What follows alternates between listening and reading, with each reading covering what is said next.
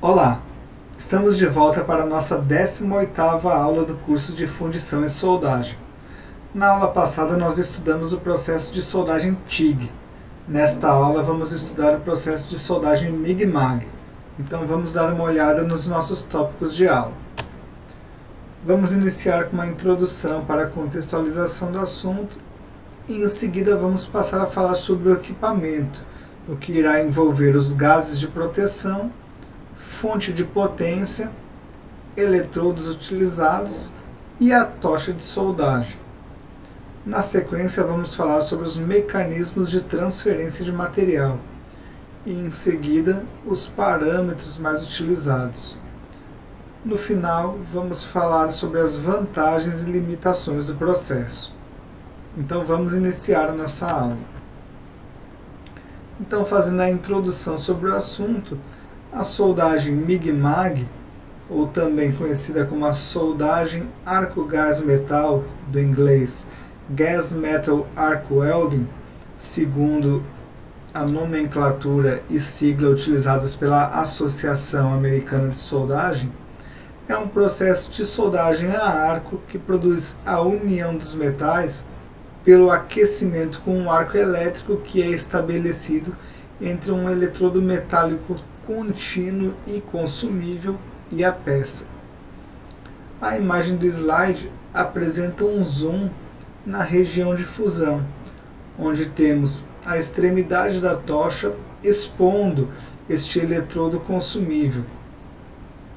A fusão dele, dada pelo aquecimento proporcionado pelo arco gerado, irá fundir esse material para formar a poça de fusão e a consequente deposição do cordão de solda. Continuando, vamos apresentar o equipamento utilizado no processo de soldagem MIG-MAG.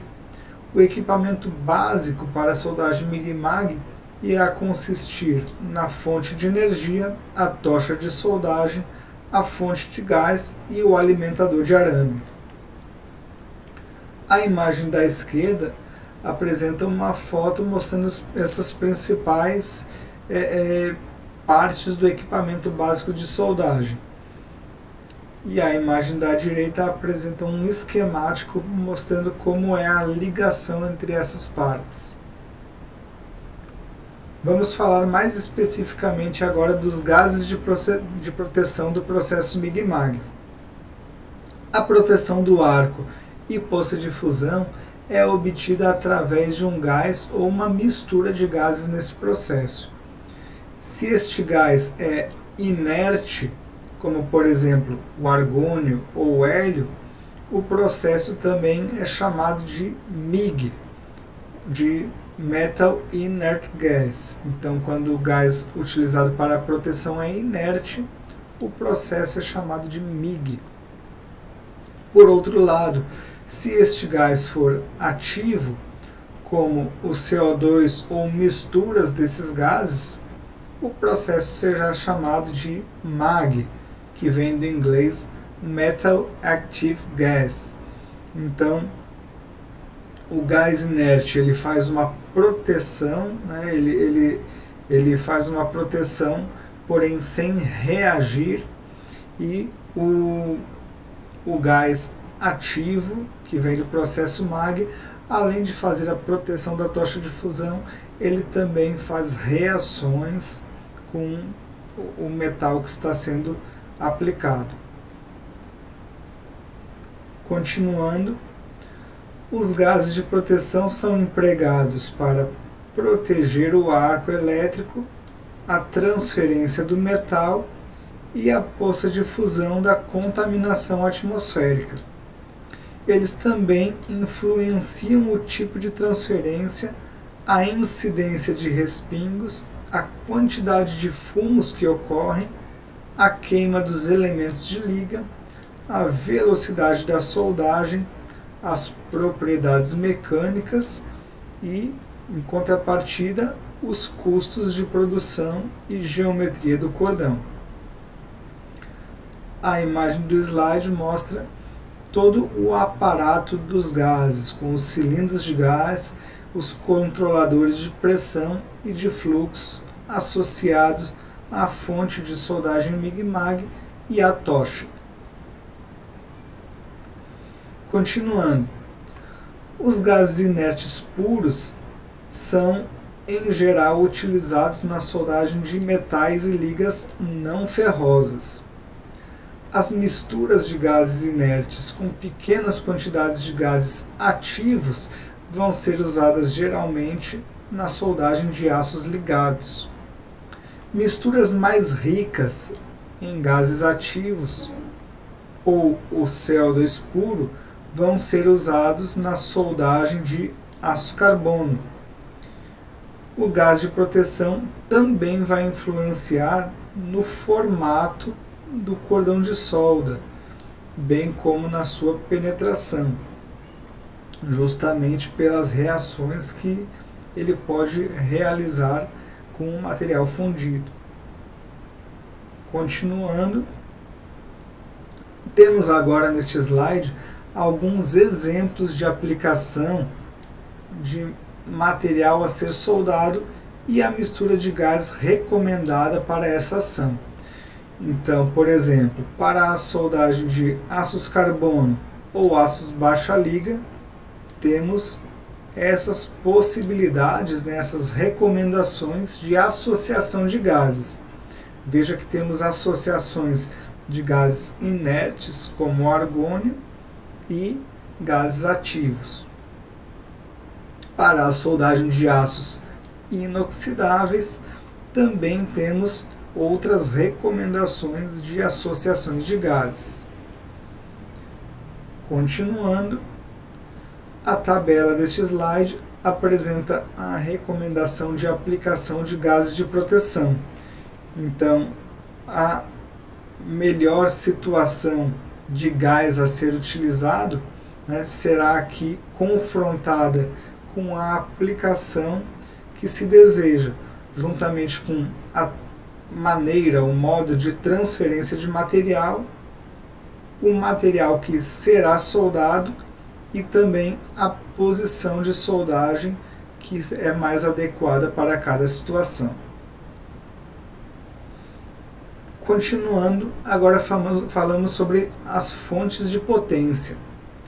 A fonte de energia tem, em geral, uma saída de tensão constante, regulável, entre 15 e 50 volts, que é utilizada como um conjunto alimentador de arame e velocidade regulável de cerca de 1 até 20 metros por minuto. Esse sistema ajusta automaticamente o comprimento do arco através de variações da corrente, sendo mais simples do que os sistemas alternativos que são encontrados no mercado. Na soldagem MIG-MAG, utiliza-se em praticamente todas as aplicações corrente contínua com o eletrodo ligado no polo positivo. Recentemente, porém, o processo tem sido utilizado com corrente alternada para o caso de soldagem de juntas de pequena espessura de alumínio. Ou seja, recentemente está se tentando utilizar uma maneira de soldagem que consiga coincidir, consiga juntar os elementos que são positivos ou os benefícios do processo de soldagem MIG-MAG com os elementos que também são positivos dos processos de soldagem TIG. Assim, então, fazendo um processo mais contínuo de soldagem ou mais produtivo, porém para a soldagem de pequenas espessuras de alumínio, que era um processo, uma aplicação que até então apenas seria possível utilizando o processo de soldagem TIG. Continuando, a imagem do slide apresenta um comparativo agora entre fontes retificadoras e inversoras, segundo vários aspectos. Então, enquanto as fontes retificadoras, que são mais antigas, elas normalmente são grandes e pesadas, com uma mobilização cara e demorada, são menos portáteis. As fontes inversoras elas são portáteis e leves, com uma mobilização mais rápida.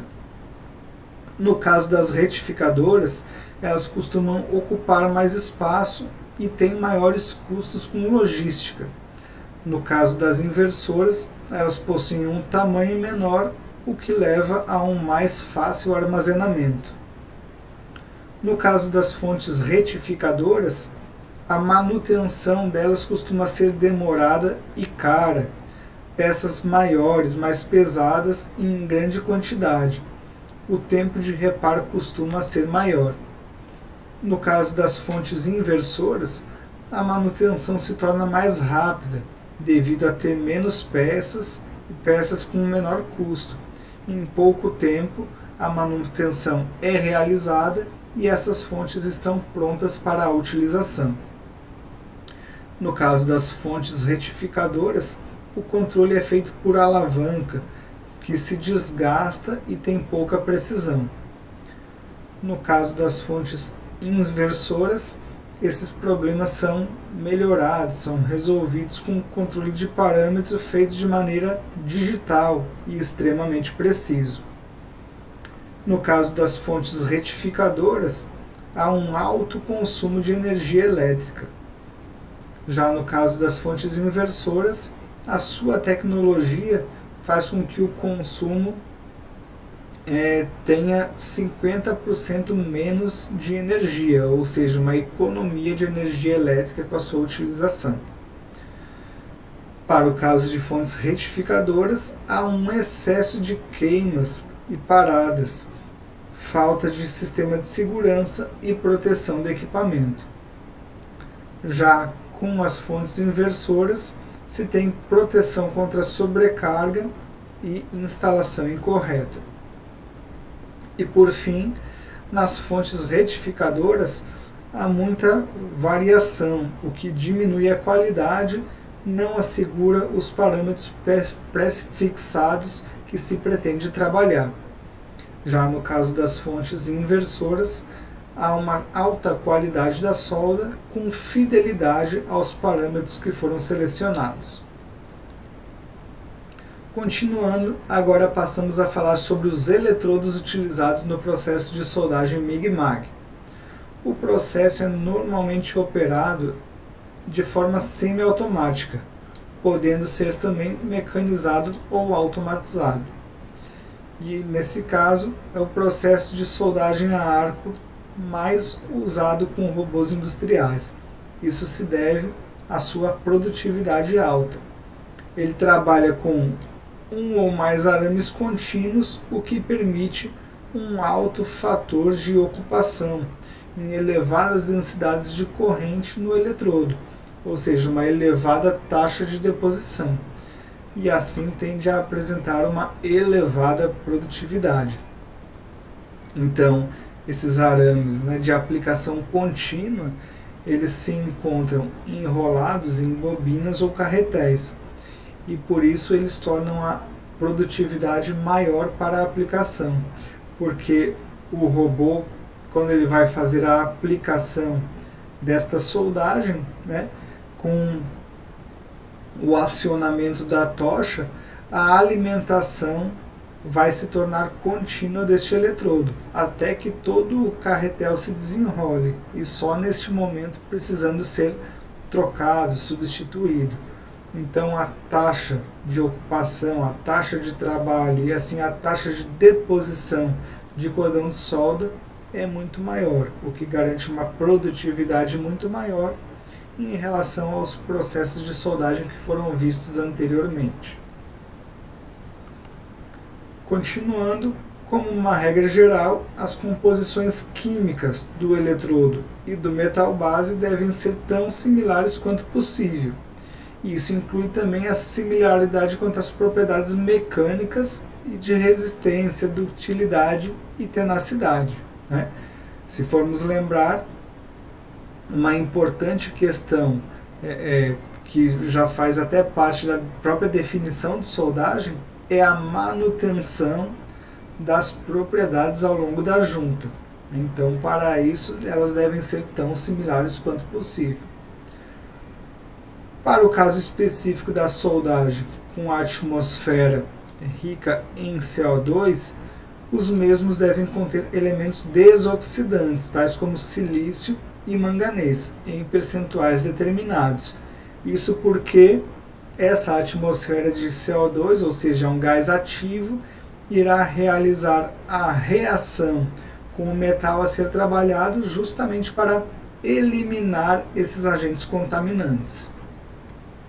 Deste modo, as reações ocorrem na poça de fusão e resultam na formação de uma escória que irá solidificar sobre o cordão de solda. Essa escória, caso não seja removida, poderá acarretar numa solda em múltiplos passes com defeitos e inclusões. Continuando sobre os eletrodos, então, esses aspectos têm levado a uma utilização crescente desses processos e da soldagem com arames tubulares em países desenvolvidos. Os arames tubulares serão assunto de uma aula posterior. Porém, eles são tratados nesse momento, pois são um processo que tem como base o processo de soldagem MIG-MAG. E aí, nessa utilização, nessa aplicação, se tem em consequência o decréscimo do número de soldadores, necessidade de maior produtividade para se fazer pagar o investimento de implantação e a substituição da soldagem com eletrodos revestidos em várias aplicações. Então, devido a este fato da maior produtividade, os processos de soldagem com eletrodo revestido estão sendo substituídos nas grandes indústrias, estão dando lugares a processos mais produtivos como o próprio MIG-MAG. E assim os processos de soldagem por eletrodos revestidos, eles ficam mais aplicáveis a reparos ou a trabalhos de campo. Nas imagens do slide podemos ver uma linha de produção com a vasta utilização de processos de soldagem MIG-MAG, com várias bobinas com os eletrodos enrolados, vários carretéis, e na imagem da direita os robôs que estão na linha de produção para fazer a aplicação dessa soldagem, com uma aplicação contínua do cordão de solda. Agora falando sobre a tocha. A tocha possui um contato elétrico deslizante, ou seja, um bico de contato que transmite a corrente elétrica ao arame, orifícios para passagem de gás e proteção, e bocal para dirigir o fluxo de gás e interruptor para o acionamento do processo. Então, a tocha ela vai ser extremamente importante porque a partir dela o eletrodo vai chegar até a região de solda, ou seja, vai chegar até a junta.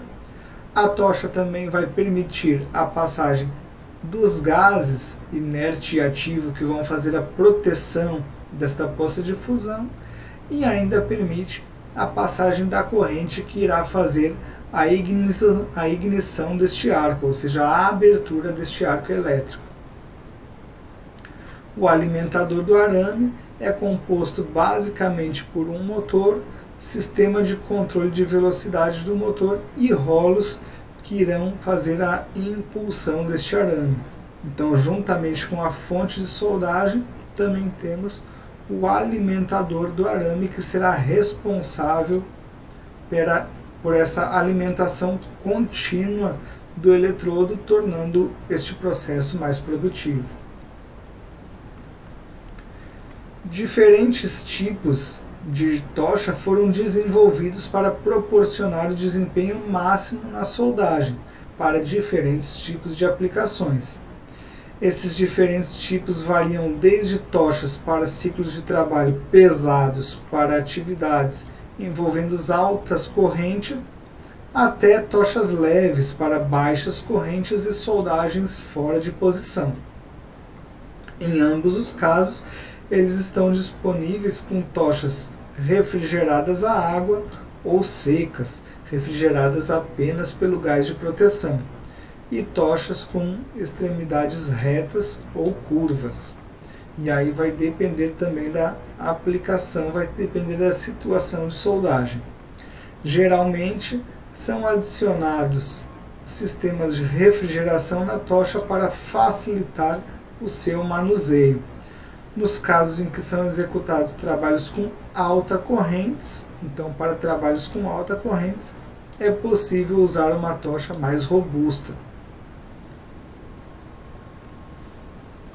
Em relação agora aos possíveis mecanismos de transferência, que vão fazer a transferência do metal fundido da extremidade do eletrodo até a poça de fusão e, como consequência, no cordão de solda aplicado. Então, nesse processo de soldagem, mais do que em qualquer outro, a forma como o metal de adição se transfere do eletrodo para a poça de fusão pode ser controlada e determinada, de várias suas características operacionais. A transferência de metal através do arco irá se dar basicamente por 3 mecanismos que são os mais clássicos, que são o aerosol, também chamado de spray, o globular e o curto-circuito. O mecanismo que irá ser utilizado irá depender de parâmetros operacionais, tais como o nível de corrente, a polaridade, diâmetro e composição do eletrodo e a composição também do gás de proteção.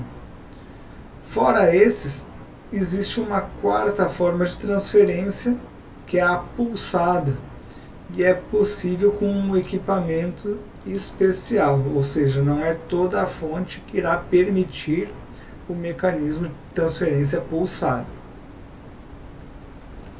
Vamos agora detalhar um pouco mais estes mecanismos de transferência. Então, na transferência por spray, o metal se transfere como finas gotas, sob a ação de forças eletromagnéticas do arco e independentemente da ação da gravidade. Então, isso é interessante porque este mecanismo de transferência por spray não depende da ação da gravidade. Essa forma de transferência, então, ocorre na soldagem com misturas de proteção ricas em argônio e com valores elevados de corrente. Ela também é muito estável e livre de respingos. Então, o fato de ser livre de respingos, muito estável e não depender da gravidade, faz ela um forte candidato a atuar em várias posições diferentes, não só na posição plana, por exemplo.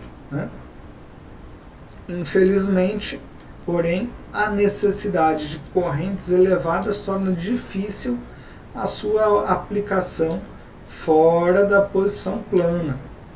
Isso pelo fato de a poça de fusão tender a ser muito grande e de difícil controle, ou de peças de pequena espessura, pelo excesso de penetração. Então, por mais que não ocorram respingos neste processo de soldagem, pelo fato da poça de fusão ser muito grande, vai tornar complicado de ela ser aplicada nas posições sobre cabeça e também vertical, seja ascendente ou descendente, porque essa poça de fusão iria escoar, iria derramar pela ação da gravidade. Então ela vai ficar mais restrita realmente à posição plana ou horizontal, dependendo da maneira de aplicação. Continuando, agora temos a transferência globular, e nesse tipo de transferência o metal de adição se destaca do eletrodo basicamente por ação do seu peso, ou seja, aqui a gravidade está fortemente envolvida, sendo portanto similar a uma torneira gotejando. Ela é típica da soldagem com proteção de gás ativo para tensões mais elevadas e uma ampla faixa de correntes. Na soldagem com misturas ricas em argônio, né, com gases inertes, a transferência globular irá ocorrer com corrente baixa e tensão elevada. Com esta forma de transferência, um elevado nível de respingos e grande flutuação de corrente e tensão de soldagem são comuns, e a operação, portanto, deve ficar restrita à posição plana. A imagem do slide mostra algumas sequências, né, da maneira da transferência globular de metal. Pode-se perceber que ela realmente é semelhante a um gotejamento. Continuando agora falando sobre a transferência por curto-circuito. Neste tipo de transferência, o eletrodo toca a poça de fusão periodicamente, segundo a literatura, de 20 a 200 vezes por segundo. A transferência de metal, do metal de adição, irá ocorrer durante esses curto-circuito propriamente dito, né? Por ação da tensão superficial e das forças eletromagnéticas. Então, seguindo mais ou menos o passo e a lógica proposta no diagrama esquemático que temos aqui no slide. Continuando, é a forma de transferência mais utilizada na soldagem nos aços, particularmente com a proteção do CO2, ou seja, gás ativo, fora da posição plana e de peças de pequena espessura, possuindo até 6 milímetros de acordo com a literatura. Isso devido às pequenas correntes de operação e à sua independência da ação de gravidade. Então, a soldagem, o mecanismo de transferência por curto-circuito também independe da ação da gravidade.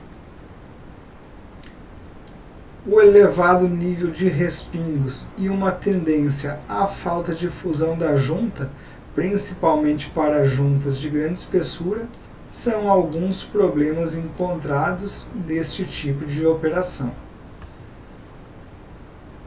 Continuando, agora tratando da transferência pulsada.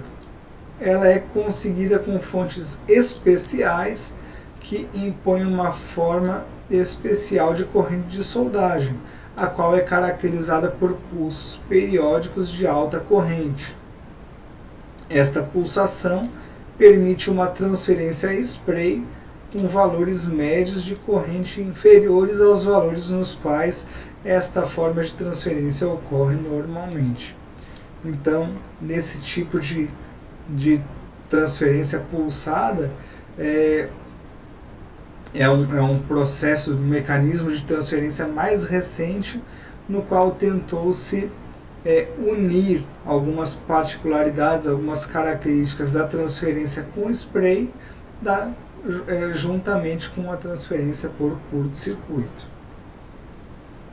Desta forma, obtém-se as vantagens dessa transferência com baixos valores de corrente, o que permite a sua aplicação na soldagem de juntas de pequena espessura, como também fora da posição plana.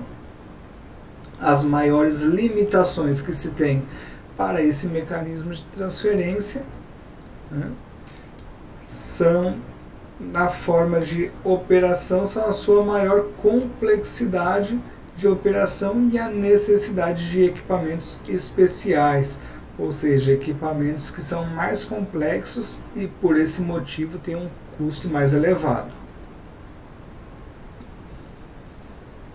Agora falando um pouquinho sobre os parâmetros utilizados no processo.